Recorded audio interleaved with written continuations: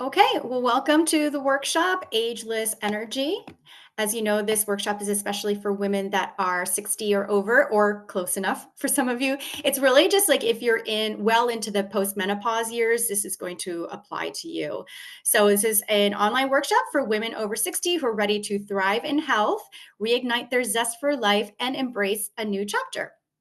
So, little bit about me. I am a nutritionist, I'm a registered nurse, and I'm also a nationally board certified coach. So, I specialize in health and weight loss for women over 40. But lately, I've been working more with women in their 60s and over. And so I realized that there is a lot of neglect, I'd say, for information for women in this age group. And I'm really passionate about women's health and about women's empowerment. And I really feel like older women get overlooked, especially in the medical community. When it comes to postmenopause, for example. And we spend a third of our lives in postmenopause, but there's not a whole lot of research out there. They're finally kind of, spreading the word about what happens to our bodies in that stage of life and how to be able to support our health and our well-being in that stage of life. And so I wanted to share that information with you today.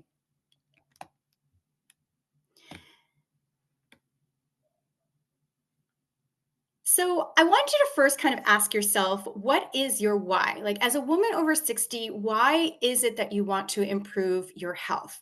Okay. So people have all kinds of different reasons. What is your own motivation? Like, why are you here today at this workshop? I'd love for you to just kind of take a moment to think about that because that when you know your why, it helps to give you that motivation to keep going. Okay, so for some of you, it's just an enhanced quality of life. Maybe you just want higher energy levels, you want to improve your mobility, your flexibility, and just feel good overall. Maybe you want to be able to engage in those activities that you love, whether it's traveling or keeping up with the grandkids or pursuing certain hobbies. For some of you, it's managing health conditions. You might want to prevent or even reverse certain health conditions, like high blood pressure is a common one, diabetes, prediabetes, joint pain, all those aches and pains, arthritis. Some of you may want to reduce your medication needs and improve all of your blood work, like your lab work. For some of you, it might be your A1C or your cholesterol levels. Hormonal changes can be a big one. Some of you may still be experiencing some of those menopause symptoms. And for a lot of you, weight gain is a big issue. And that does happen in the postmenopausal years. And we're going to talk about why and what we can do about it. So for some, it's just boosting your confidence and self-esteem. You might want to just feel more comfortable in your own body, be more self-assured in certain social situations. That confidence can really inspire you to embrace new experiences and new challenges instead of feeling trapped and stuck in a rut, which can often happen. Preserving or regaining independence. You might want to be able to perform daily tasks and be able to take care of yourself without the need for help. So, by retaining your health and your physical strength and endurance, you can remain active and independent for as long as possible and not have to rely on others. Maybe it's a desire for longevity. You might want to live a longer, healthier life so that you can enjoy more time with loved ones and continue to participate fully in life's adventures. Because obviously, you're not done living, right? There's so much more life to live.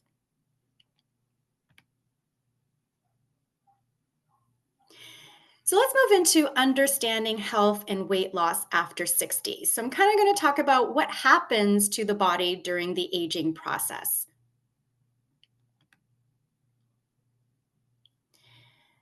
So first, once you've hit menopause, that means your ovaries have shut down for business, and that means that you're not producing any more quality estrogen. You are still technically producing some estrogen after menopause, but it is not produced in the ovaries, and it's actually a different kind of estrogen. We actually make three kinds of estrogen.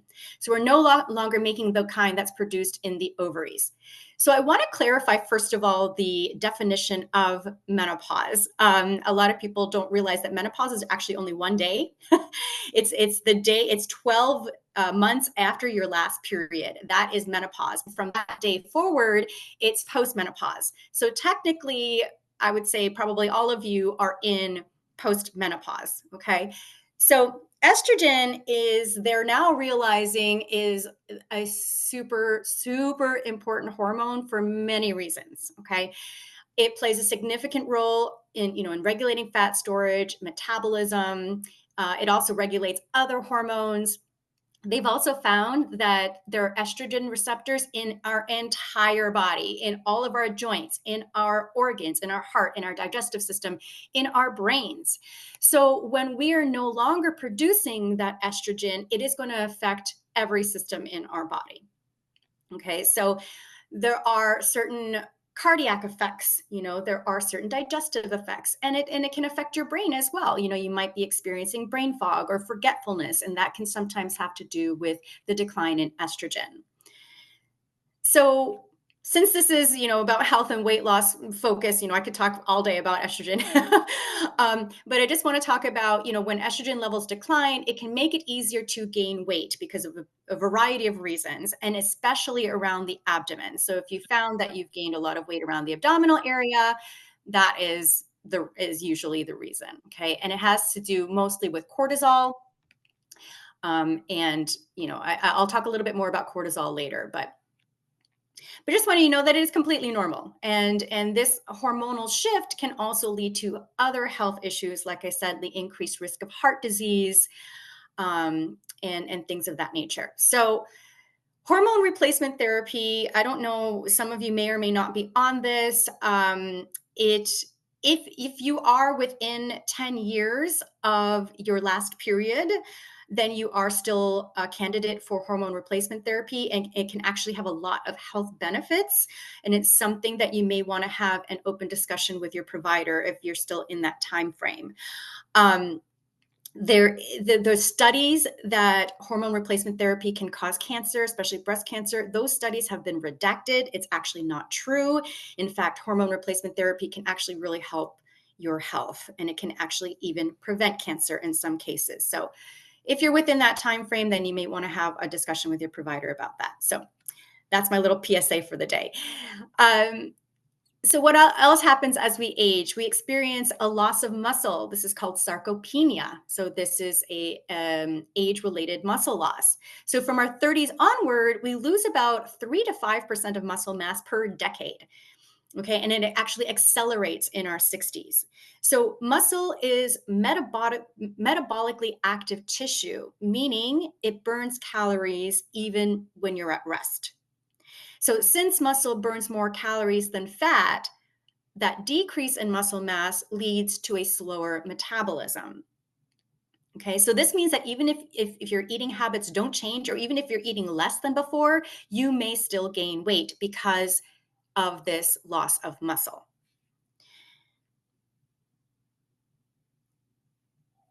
So, contrary to popular belief, our basal metabolic rate doesn't actually begin to slow down until we're in our 60s. It doesn't begin to slow down. So, it doesn't slow down in your 40s, 50s. It actually doesn't start until your 60s. And even then, it's only by a tiny, tiny percent per year. So, it's actually not your chronological age that makes your metabolism slow down. It's a bunch of other factors, like I just talked about: muscle mass, certain hormonal changes, inflammation. A history of chronic dieting can actually affect your metabolism. Especially if you've participated in a lot of calorie restriction. So this can continue to slow down your metabolism. So because your metabolism doesn't actually slow down with chronological age, this is kind of good news, I would say, because it means a lot of these things can be reversed, and that can help speed your metabolism back up. And I'm going to be sharing some of that information soon.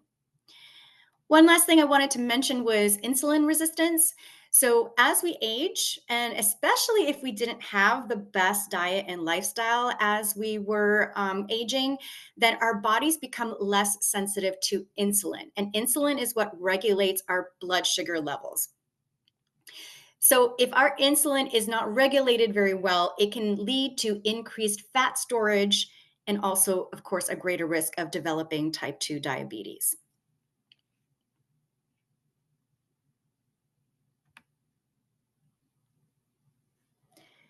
So let's move into effective weight loss strategies in your golden years. So these are kind of 3 points that I think are really important to always keep in mind. So the first is that restrictive diets don't work in the long run.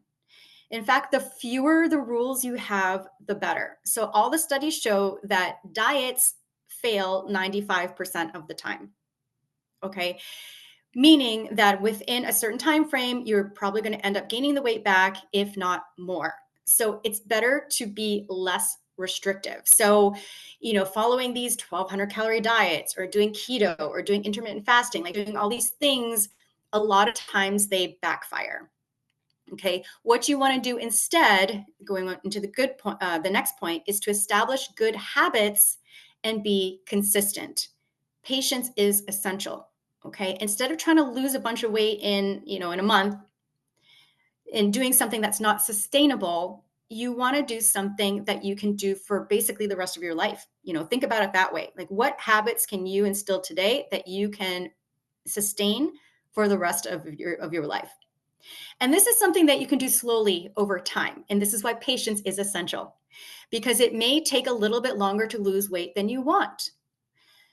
That's just the truth. But the thing is that in order to keep it off, you have to have that patience, because it is going to be slow. It's almost like the slower you move, the higher the chances is that you're going to keep the weight off for good.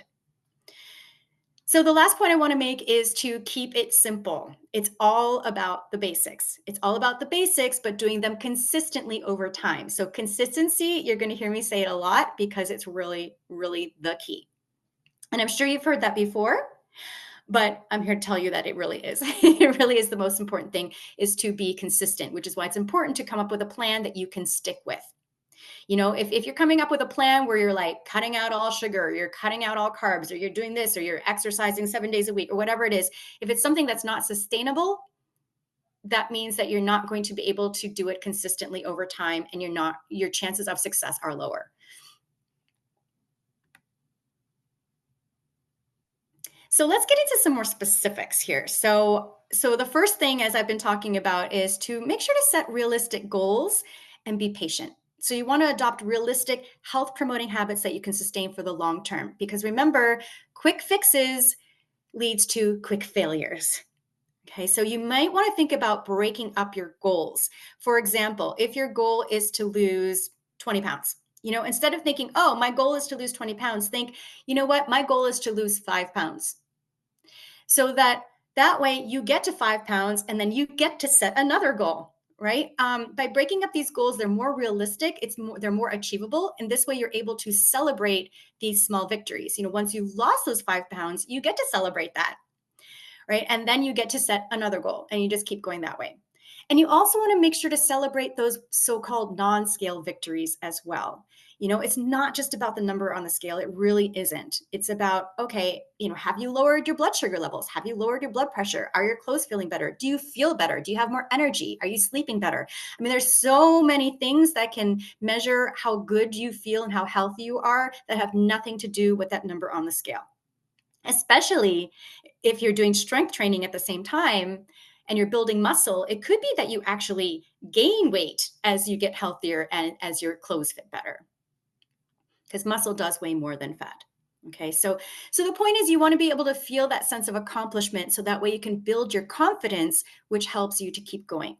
So remember that this is a marathon, not a sprint. So being patient with yourself is key. The second point is, you want to focus on nutrition and not calories. So as you're aging, you need to be nourishing your body to lose weight, because your body needs to be able to fight inflammation. It needs to be able to take care of insulin resistance. It needs all of these nutrients to set the stage for weight loss.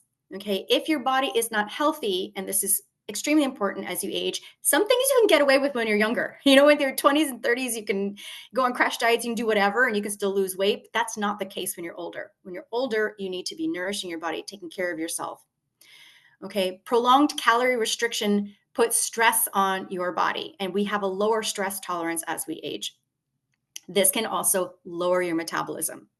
So I know you hear all the time that you have to reduce stress in order to lose weight. This is true for many reasons, and one of them is because high stress actually can affect your metabolism.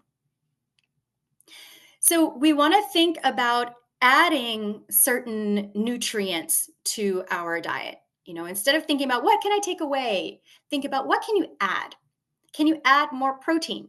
So, protein is going to help build that muscle that's so important. And protein makes you feel fuller for longer on fewer calories, especially if it's lean protein. Okay. Protein is really, really important. Most women are not getting enough protein, and it becomes even more important as we age. So, you got to make sure that you're getting your protein. Okay. Um, Fiber. Fiber is really important. Fiber we can find in fruits, vegetables, whole grains, beans. Fiber is your friend, especially as you age, because it helps not just with helping you feel fuller for longer, but it helps to control your blood sugar and it helps to reduce your cholesterol. I'm not going to explain exactly how fiber works to reduce cholesterol, but it's kind of cool. I like to imagine it as like when you eat fiber, it actually goes through your body and collects all of the extra cholesterol that's floating around in your bloodstream, and then you poop it out. Like that's literally what happens. So the more fiber you eat, the lower your cholesterol is going to be, which gives you, then you're less at risk for heart disease, for heart attacks, for stroke, and all of that. And of course, it's going to help with your blood sugar levels as well, as I mentioned. So it's going to reduce your risk for diabetes. So protein and fiber, you really need to focus on those and make sure that your meals do prioritize those two nutrients. You'll also want to think about lots of fruits and vegetables to reduce inflammation, also because they have fiber and also because you need that nourishment. Okay. And I want to talk about carbs. So we need carbs. A woman's body needs carbs. Okay. And carbs inherently do not make you fat. There is no need to cut out carbs. Of course, not all carbs are created equal, right? So when I'm talking about carbs, I'm talking about whole grains, fruits. None of this stuff is off the table. If you've done keto, they tell you can't even eat carrots because of their high glycemic index, apparently, but it's not true. You actually do need carbs, and carbs are not what make you fat. All right. I know that's a myth that was started in the 90s. It has permeated still to this day. It's the quality of the carbs that you eat that are important. Of course, like you don't want to be eating straight sugar or like cookies or, donuts or whatever, because those are not great carbs for you. That is what's going to make you fat, is because it's high in calories. It's high in all these oils and saturated fats. But it's not actually the carbs that are the problem. So we need healthy, complex carbohydrates. And this comes in the form of, like I said, whole grains, whole wheat bread is fine. Fruits, vegetables, beans, legumes, chickpeas, all that stuff, seeds. And we also need healthy fats. So that can be in olive oil, that can be in nuts, can be in seeds, avocados. So again, think about what you can add, not what you have to remove. And if you haven't already heard of this concept of the 80-20 rule, I really think it can be a game changer for a lot of people. So it basically means 80% whole, unprocessed or minimally processed foods, and 20% whatever you want. Whatever those fun foods are for you, whatever those treats are for you.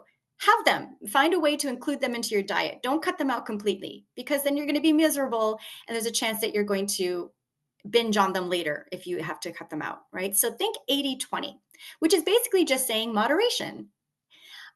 So figure out how to incorporate your favorite treats. Figure out how to still have dinners out. You don't have to always be cooking completely healthy meals at home. Do it 80% of the time, and then 20% of the time have whatever you want. And speaking of preparing meals at home, that's really the best way to do it, because takeout and restaurant food, even though it may seem healthy, even though it may look healthy, it's usually not. There's always a lot more added sugars and oils and saturated fats and calories and sodium and sugar. There's usually a lot more of that in takeout and restaurant food than you think. So try your best to prepare food at home. If not, maybe try to figure out some healthy options besides takeout or restaurant food. Like when you go to the grocery store, make sure to read the labels, see what the ingredients are, see what the, how many calories it has, all that stuff. And take into account your personal preferences, right? Like if, for example, you absolutely, so keto, for example, keto, If you don't really like high protein foods and you absolutely love carbs, keto is not going to work for you. This is just an example. Like it's that you got to think about your personal preferences because it has to be sustainable. It has to be a lifestyle that's sustainable. So let's go into regular meal timing. So my recommendation is not to skip meals. There's a lot of evidence out there to show that eating breakfast, especially breakfast with protein and fiber, is really good for you, and it's really good for balancing your blood sugar. It's good for weight loss. Studies have shown that when you have a breakfast that has enough protein in it, you're not your cravings are reduced for the rest of the day. You actually end up consuming less for the rest of the day. You're less prone to nighttime snacking. There's so much evidence out there to show that eating breakfast is really good for your health and weight loss goals. So intermittent fasting I know a lot of people have questions about that. I personally am not a big fan of intermittent fasting. If you're on any sort of medications, definitely you should not be intermittent fasting. If you have a poor relationship with food, you definitely shouldn't be intermittent fasting. All of those restrictions can really harm your relationship with food, and you want to be developing a healthy relationship with food to be able to sustain good eating habits for the rest of your life. So I'm not against intermittent fasting per se, but I would say it's only good for a few select people. So because a lot of times with intermittent fasting, a lot of women will end up skipping breakfast, and I don't like when you skip breakfast. Regular meal timing is really key to maintaining stable energy levels and also for preventing hunger and cravings for the rest of the day, in between. And don't hesitate to include healthy snacks if you're feeling hungry between meals. This is going to help prevent overeating. Because if you're starving by the time you sit down to have a meal, you're probably going to overeat. So by having a healthy snack, sometime between meals if you need to, helps to manage your portions when you actually do sit down for a meal. So snacks like nuts, Greek yogurt, fresh fruit, all of these can provide you with nutrients and then keep your energy steady throughout the day, keep your blood sugar regulated. So it's really good to have healthy snacks on hand. I always try to keep something in my purse, like something little in case of emergencies, because that way then I don't have the tendency to grab something unhealthy from the convenience store. If you find yourself in that situation, it's good to have something on hand just in case. Incorporate physical activity daily if possible. Now, it doesn't have to be anything massive. Like you don't have to go to the gym and do a tough workout every day. It can just be stretching if you want to, or going for a short 15-minute walk. Walking is really underrated as a form of exercise. In fact, the older we get, they found that it's actually the best form of cardio because it is something that most of us can do. And it's something that doesn't tire you out, and it's something that doesn't exhaust you, but it still uses calories. Because if you do hardcore cardio, what it can do is it can make you actually hungry. It can increase your appetite, so you end up eating more. And also walking it's a cardiovascular exercise that doesn't raise your cortisol levels. I know I've mentioned cortisol already. Cortisol is the stress hormone. When you have chronically raised cortisol levels, it can affect your metabolism. It can contribute to more muscle loss. It can actually increase cravings, especially for high calorie foods. And it can also contribute to high blood pressure, diabetes, all kinds of health issues. So we want to make sure we keep our cortisol levels in check. Okay. So walking, if you can walk every day, I highly recommend it. And if you're not walking at all, just start, with a few days a week, see what's doable for you, even if it's just 10 minutes, and just aim to increase from there. Honor where you're at, meet yourself where you're at, but you got to start somewhere, right?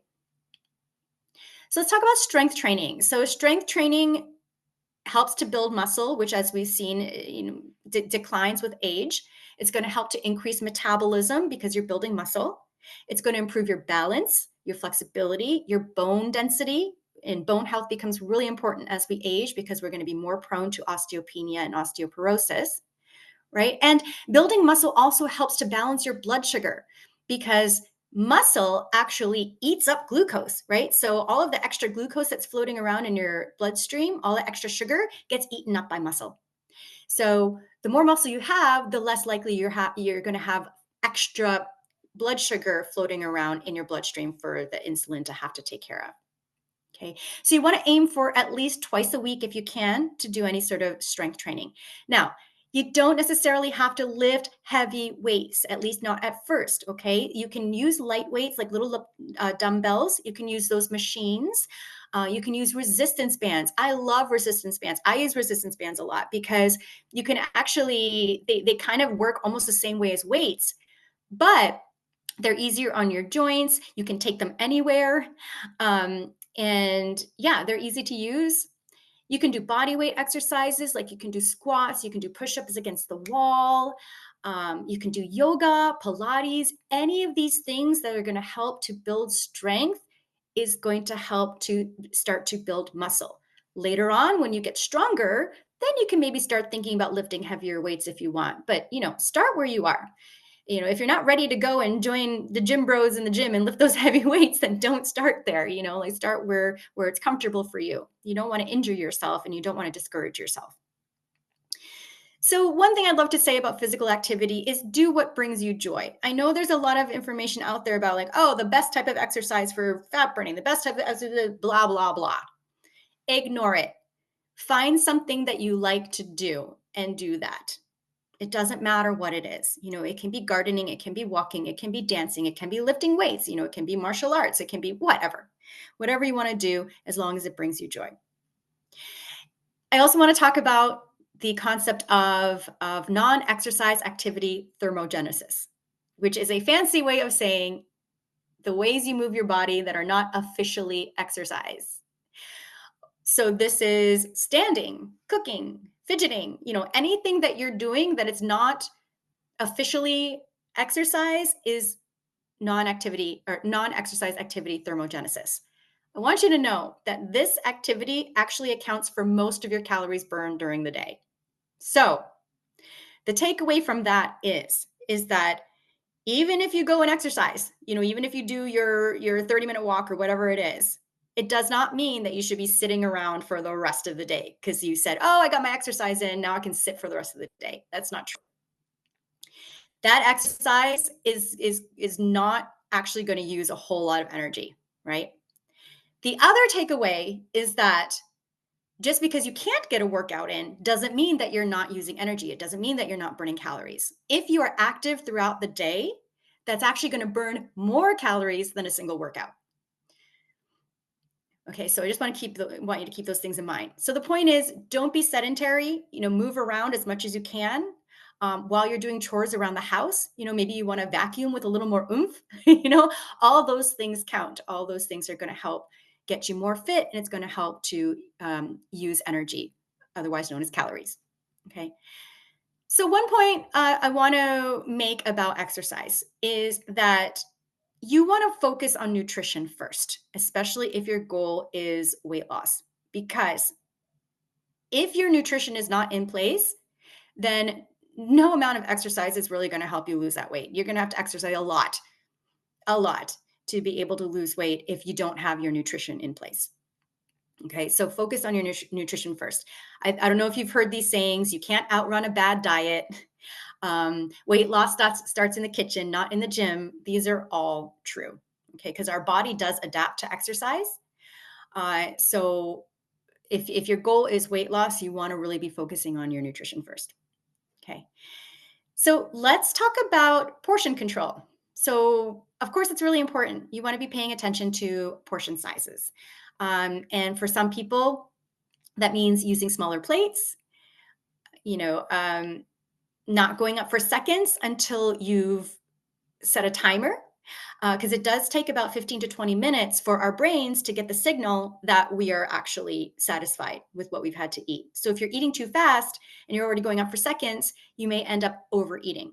I know this used to happen to me a lot. I used to have a really poor relationship with food, and I'd eat fast and I'd eat seconds, and then, I'd eat too much. And then I would be sitting there on the couch afterwards feeling so overstuffed because I overate, because I ate too much too fast. right? And I'm sure a lot of you experience this. Like it's pretty common. So slow down when you're eating. Listen to your body's hunger and fullness cues. Eat when you're hungry. Stop when you're satisfied. Eat slowly so your brain knows that you're satisfied. And remember that the portions that they serve you at takeout and at restaurants, those are very big. Okay. Just because that's what's served to you does not mean that you have to eat it all. It's okay to not eat everything on your plate. If you're listening to your body, listen to your body. If it's telling you that you're full, save the rest. You don't have to eat it all. I know we've grown up with that whole idea that we have to finish what's on our plate. We don't. I want to give you permission to not finish everything that's on your plate if you're full, if you're already satisfied. Let's talk about mindful eating. So, this basically means being present during meals. So, it means turning off distractions. Like, don't have your phone next to you, turn off the TV. Try to focus on your food, focus on what's in front of you. Be grateful for what's on your plate. Savor every bite, taste, the texture, smell the smell. What does it feel like in your mouth? Notice how your body feels as you eat. So just practicing this mindfulness can actually help you better recognize when you're full. And it does show that the studies show that it reduces the tendency to overeat. And it helps you develop a healthier relationship with food as well. So, talking about our relationship with food, emotional eating is a subject that I actually, the last workshop I did, the whole workshop was basically about that. Was about getting in touch with our emotions and how they relate to our relationship with food, because many of us turn to food for comfort or for stress relief or when we're quote unquote bored. A lot of us don't even realize we're doing it. For some of us, it's kind of like autopilot. It may be habit. Maybe at night you sit down to watch a certain show in a certain chair and you eat a certain snack. Like you don't even think about it. It's just a habit, right? So the first step with emotional eating is just to be aware that it's happening in the first place. Think about you have to identify what your emotional triggers are, how you react to those emotions. Is eating your only coping mechanism for these reactions, for these emotions? If so, just be aware. First start with that awareness, and then with time you can develop alternative coping strategies. Journaling is one, going for a walk, calling a friend. I mean, there's so many coping strategies that you can learn, but the first step is to be aware. Again, this is like a whole other workshop, so I just kind of wanted to bring this up for now, because this can really be the thing that's holding a lot of women back from reaching their health and weight loss goals, is the emotional eating and the stress eating. So I just wanted to bring that up. It is really important.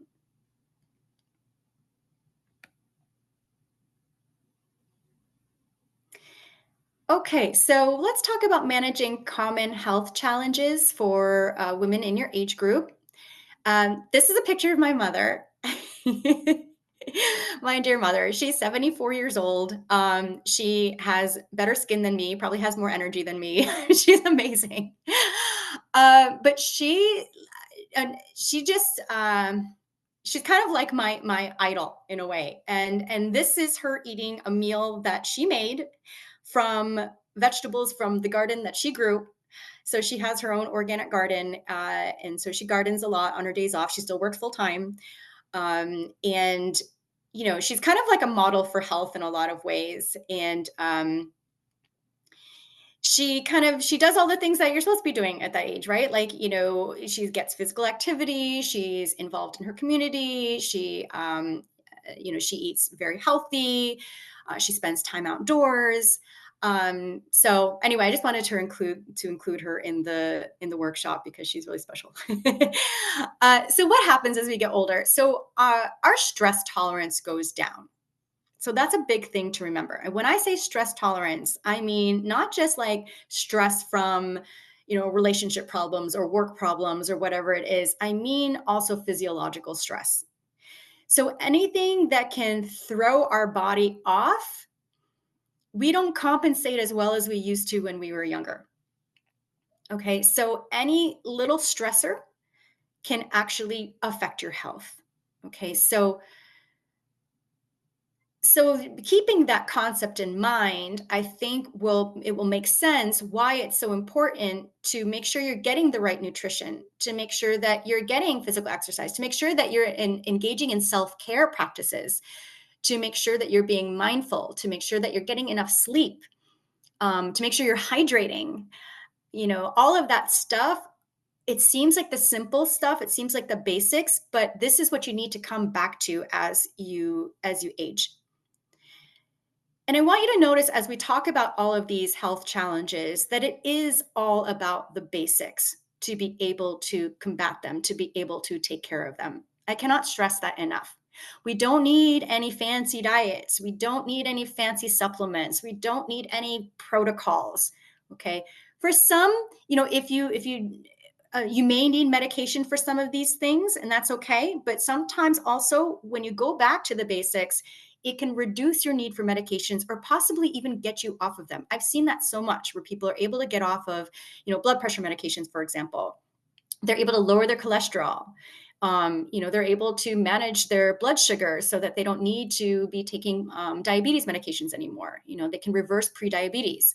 And I want to say this, actually, I want to mention this because this is really important. I know a lot of you have been diagnosed with prediabetes.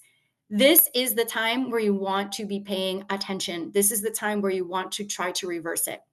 Once you've crossed the line into diabetes, it becomes much more difficult. It's not impossible to manage it or reverse it, but it becomes a lot more difficult once you cross that line. So when you're in this pre-diabetes stage, this is a critical time. This is when you really, really want to focus on that and try to get your blood sugar regulated.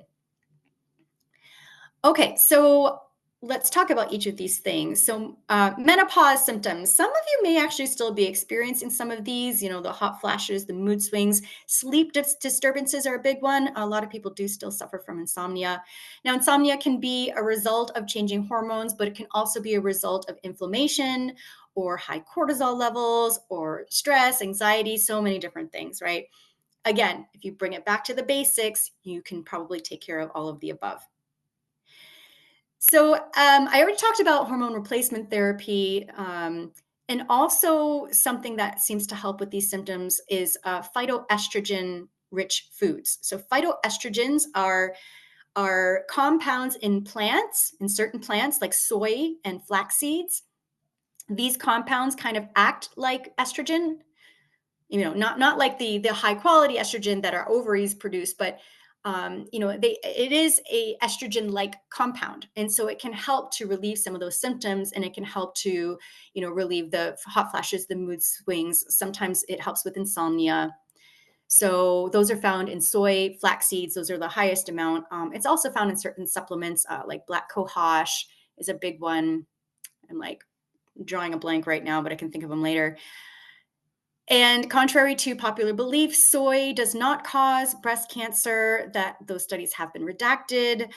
In fact, soy can actually help prevent certain types of cancer. So that is all a myth now. You want to stay hydrated. That's going to help with symptoms as well. And also mindfulness practices, like maybe you want to try yoga or meditation, because this can help reduce stress and improve your sleep quality. Okay, again, the basics. Low energy levels. This is a common complaint amongst women as we age. So hydration is actually really underrated when it comes to managing your energy levels. Okay. If you're getting at least 64 ounces of water per day, you probably will notice a big change in your energy. We did a challenge back, I think it was in July. And one of the things that we had to do was to make sure that we're getting enough hydration per day. And I heard from several of the women like, wow, I'm so shocked at how much more energy I have since I've been hydrating. So it actually really does make a difference. So again, the basics. So nutrition is going to play a huge role in your energy levels as well. So you want to try to incorporate more of those foods that will give you that sustained energy and keep your blood sugar balanced, because blood sugar crashes, those ups and downs, that roller coaster is what's going to drain your energy. So what's going to help keep your blood sugar balanced? Protein, fiber. Okay. So fiber found in whole grains and vegetables and fruits. Healthy fats actually help to sustain your energy as well. Those healthy fats being like avocados, olive oil, nuts, seeds. Okay. So you want to think about having those nutrient-rich foods that help sustain your energy and don't cause those blood sugar crashes. So you're going to want to reduce your intake of sugary snacks and processed foods because that will drain your energy as well. Regular physical activity is going to help to keep your energy levels high. Um, a lot of people think, well, if I exercise, then I'm going to be drained of energy. The truth is that once you start getting regular physical activity, it's actually going to raise your energy levels. So it's like move it or lose it kind of thing. Like you have to keep your body moving in order to keep your energy levels up. Also, rest and mindfulness practices are really important because when you have any sort of stress, or if you're running on low on fuel, if you've got a lot of things on your plate, if you're running around doing this and do that, stress can deplete your energy. So in order to recharge, you want to make sure to rest, to have some time to decompress. Maybe do some mindfulness practices. Maybe try guided meditation. You can find them on YouTube. All you got to do is go on YouTube and type in guided meditation for relaxation, guided meditation for sleep, guided meditation for anxiety. Whatever it is, there's a guided meditation for it. And they are really, really helpful. In fact, I found that if I'm having trouble sleeping, I'll just put on a guided meditation for sleep and I'm out before it even finishes. So you just want to make sure that if you are doing this on YouTube, to make sure that you have the setting that says it doesn't go to the next video automatically, because it might just go to the next video and wake you up, because that's happened to me before. So just wanted to give you that tip. Okay, so how do we manage chronic inflammation? So chronic inflammation, it may seem like a buzzword, but it's actually a really, really important thing to consider for your health, especially as you age. So I'm not going to explain exactly how it works, but chronic inflammation is something that happens connected to your immune system. Okay, so real quick, if you sprain your ankle, for example, it's gonna swell up, it's gonna get red, it's gonna get painful. That is acute inflammation. Chronic inflammation is what happens systemically throughout your entire body at a lower grade, like at a low level. So you're not going to see that, that swelling and that redness and that pain. It's almost like when you sprain your ankle, acute inflammation is a full-blown fire, whereas chronic inflammation are just like embers burning. Okay. So this can lead to a lot of health issues. Okay, so first of all, it's going to lead to a lot of symptoms, weight gain and weight resistance being a couple of those symptoms. It can also lead to brain fog, aches and pains, insomnia, depression, anxiety, skin rashes, and a weakened immune system. It can lead to so many of these symptoms before they become full-blown chronic illnesses. All right, and chronic inflammation can lead to chronic illnesses such as heart disease, diabetes, Alzheimer's disease, arthritis, certain autoimmune conditions, even some types of cancer. Okay, so it's really important to try to combat inflammation. So the best way to do this is through an anti-inflammatory lifestyle, which is going to be, first of all, your diet is going to be really important. So you want to think whole foods. Try to get rid of those processed, especially the highly processed foods. Have them in moderation, if you need to, but try to focus more on whole foods. So that includes fruits, vegetables, nuts, fatty fish like salmon, green tea. It really helps too. Anything with a lot of antioxidants is going to be anti-inflammatory. So berries are a good example. Physical activity helps to decrease inflammation. Adequate sleep helps as well. And the biggest one is reducing stress. Now, I want to take a moment to talk about stress, like what the meaning of that is. As I said, it's not just stress from work or stress from relationships. It's also physiological stress, and it's also emotional stress. So if you have any, stored emotional trauma from the past that you haven't dealt with, this can actually create stress in the body, which can lead to inflammation. You may have heard the term, the body knows the score. There is a lot of truth to that. Okay, so, for some people, it may be going to therapy can actually help to reduce inflammation. I know it sounds crazy, but there is a link. There's also a lot of evidence to show that there is a gut-brain connection as well. So If you're having digestive issues, it can actually lead to depression, anxiety, and vice versa. If you're having depression and anxiety, it can lead to gut issues, digestive problems. So there is very much a link between our emotions and our physical health. We cannot ignore that. So aches and pains are really common as we get older. Chronic pain is a very common issue. A lot of times it's related to conditions like arthritis. Going back to trying to reduce inflammation is going to help. Also, weight loss is going to help. If you're carrying a lot of extra weight and you're having joint pains, then, losing weight can often help with that. And for every pound of weight loss is actually equal to 4 pounds of pressure taken off your joints. So, losing 10 pounds is actually the equivalent of 40 pounds of pressure being taken off of your joints. So, although 10 pounds may not seem like a whole lot, it can actually be really, really effective in alleviating some pain in your body. Of course, there's also physical therapy. If you haven't done that, there's heat and cold therapy. There's a lot of evidence that shows that essential oils can help with chronic pain. I actually used to work with a chronic pain clinic, so I have a lot of information on this if you want to talk to me about that after. Mind-body techniques are helpful too, like Tai Chi and yoga. It can help to improve flexibility, reduce pain, all of that good stuff. So high blood pressure is really common as we get older too. So, a heart healthy diet would be basically an anti-inflammatory diet. Of course you can reduce your sodium, but it's actually more important to think about reducing processed foods and refined sugar. Those are actually, they found to affect blood pressure, possibly more than sodium. Regular exercise is going to be important for blood pressure control. Stress management becomes super important with blood pressure control. Again, you got to take care of that hidden stress and that stored emotional trauma that can actually raise your blood pressure too. And this has a lot to do with cortisol, that hormone that I mentioned before, the stress hormone. High blood sugar. So you want to think about having balanced meals if you're dealing with blood sugar issues. You don't actually need to cut out all carbs, contrary to popular belief. You just want to combine them with protein, fiber, and healthy fats. Try to focus more on complex carbs, the ones that digest slowly, like whole grains, fruits, vegetables, beans, chickpeas, all those. You don't actually need to cut out your carbs. You just want to, focus on the ones that are slower to digest. Because the slower your body digests them, the slower they are seeping into your bloodstream, which is not going to spike your blood sugar levels. Okay.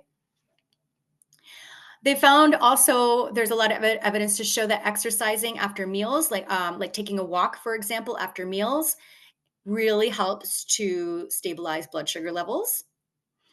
And also managing your weight is going to be really helpful for blood sugar levels.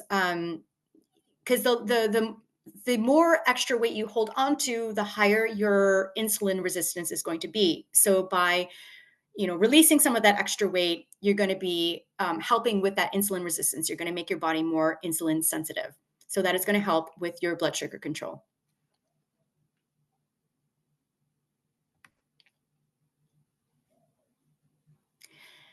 So I just wanted to just talk about, there's so many success stories I could talk about, but there is one, actually, she just wrote me yesterday, so it's top of mind. She employed the 80-20 rule, and this is her quote. She said, "The 80-20 rule has completely changed the nutrition game for me. Reaching for whole foods comes naturally at this point. By broadening my knowledge of nutrition, I can make wise and satisfying choices." So she's actually down 43 pounds, and she did it without counting calories, because that's the thing. You don't actually have to count calories if you are nourishing your body properly and if you're listening to your hunger and fullness signals, because your body will regulate itself if you're listening and you're nourishing it properly. Yeah, I just wanted to mention that just because it was top of mind, because she just emailed me yesterday. But yeah, there's lots of success stories, and I'll save those for another time because we are short on time. So I wanted to mention this, that health is not just physical. right? It also encompasses the mental, emotional, and spiritual. So this mind body connection is not just woo woo anymore. It used to be thought that it was like new age stuff, yoga, meditation, like what's the point of that? That's all woo woo. It's not. It's actually science now. It's almost undeniable at this point that there is a mind body connection, and that by doing mindfulness practices, and that by improving your mental, emotional, psychological, and spiritual health, it's actually going to positively affect your physical health. So this is kind of the holistic way. So I want to talk about now kind of our emotional health. So as we're getting older, in the stage of life that you're in, being over 60, this can be a huge transition for some women. Like maybe you just retired, or maybe you just became a grandma, or maybe you just became an empty nester. Your kids moved out not too long ago.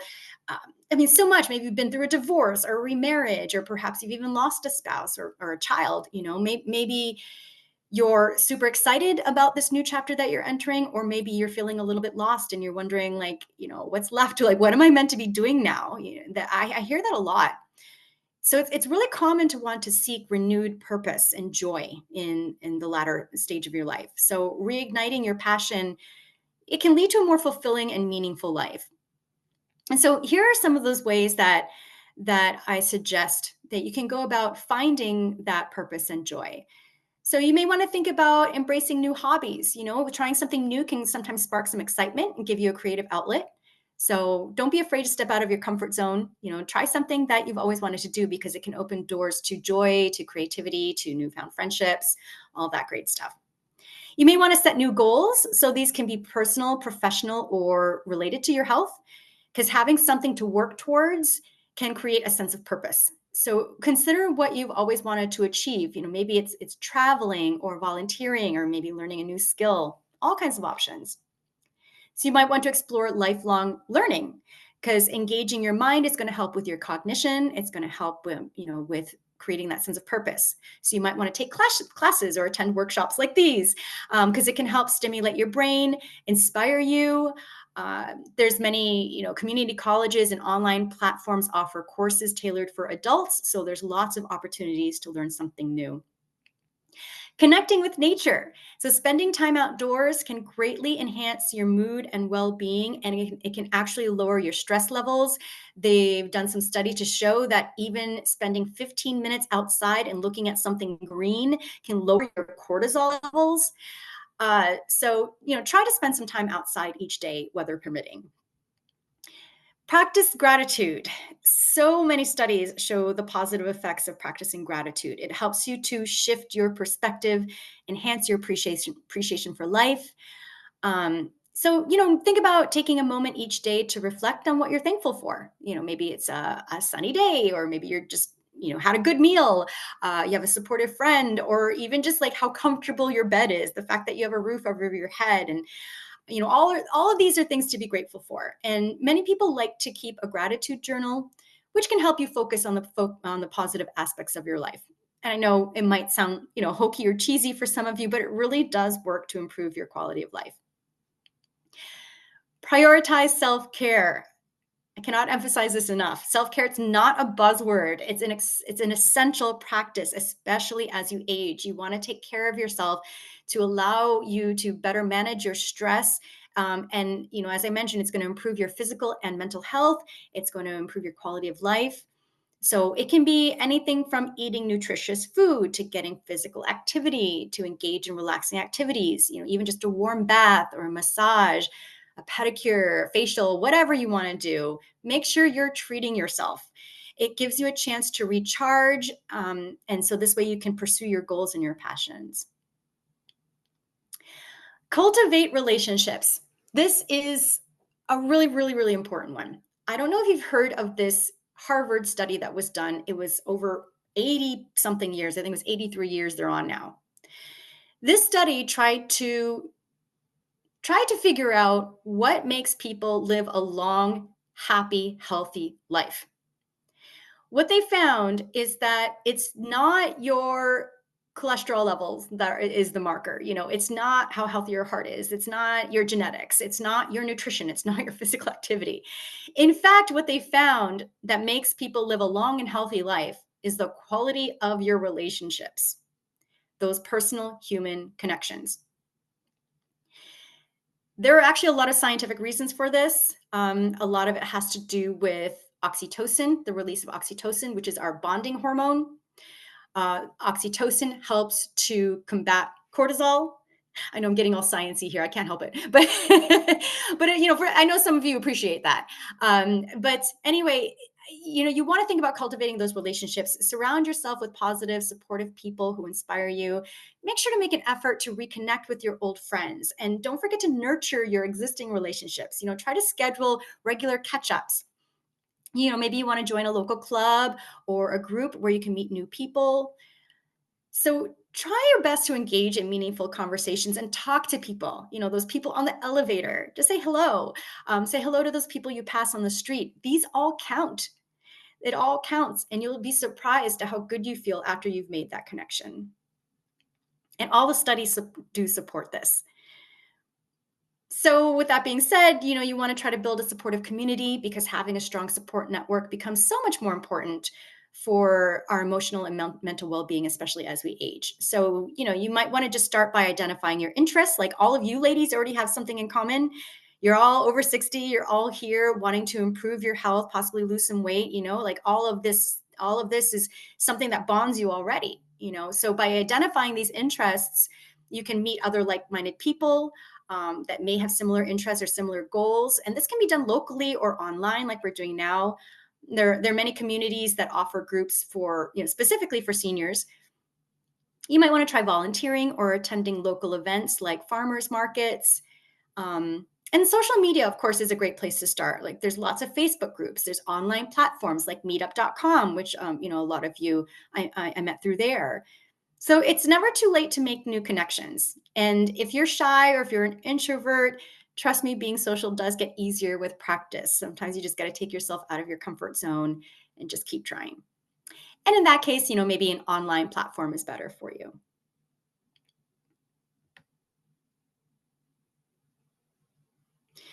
So one of the main takeaways I'd love for you to have from this workshop is that it's never too late to start your health journey. You don't need a huge diet and lifestyle overhaul to reach your goals, because you just need small changes in different parts of your life. And think about those mindset changes as well. All of this adds up to really big results. And this is the holistic approach, okay? This is the approach that works, okay? Like I said, those restrictive diets and all that stuff does not work. Okay, you have to come at it from a holistic angle. And I want you to come away from this knowing that it is possible for you to lose weight. It is possible for you to get healthier. You can do it at any age. You just have to start taking action one step at a time. It doesn't have to be an overhaul, just little by little each week. Okay. I know from my own personal experience and also from the clients that I've worked with that it's usually not the lack of information that's holding you back, right? Like, you usually know what you're supposed to be doing. But you just might not know where to begin, or maybe you feel overwhelmed, or maybe you have specific health issues that you need to address. Maybe you lack motivation or consistency. Maybe you just need some extra support or accountability, or maybe you just don't want to do this alone, because sometimes doing things alone can be daunting and overwhelming. So this is where coaching comes in. So a good coach isn't just going to give you this information. They're going to work with you to figure out how to move past your unique challenges. They're going to help you get motivated, celebrate your wins with you, hold you accountable, and help you across the finish line. So I have an announcement to make. I have some really exciting news. So I know that some of you already know that I have a 12-week one-on-one health and weight loss transformation program. It's called Lighter Self. And that's when I work with clients one-on-one for 12 weeks. And that's what I've been focusing on for the majority of my practice. But I'm really excited to announce that I'm actually going to start offering a brand new offer. And that's a 6-week small group coaching program. So I've been focusing on one-on-one personalized coaching, as I mentioned, but since we have a cohort of ladies in the same age group, I can actually start offering small group coaching, which is something that I've been wanting to do for a really long time. But now I can do it. And now I have the time and the space. So the benefit of small group coaching is that there's, of course, there's a built-in community for support, for encouragement, for accountability, and of course for friendship. And since the group is small, I'm going to keep it small.